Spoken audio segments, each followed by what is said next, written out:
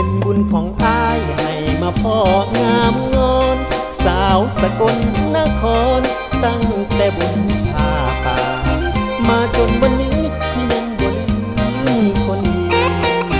มาจนวันนี้ที่ยังบ่ลืมคนดีอยากไปกินคนดี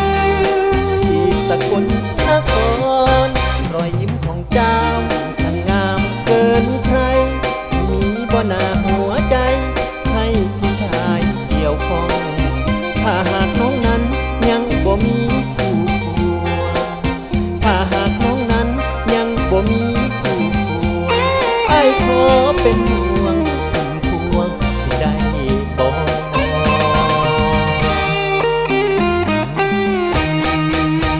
บุญพาป่า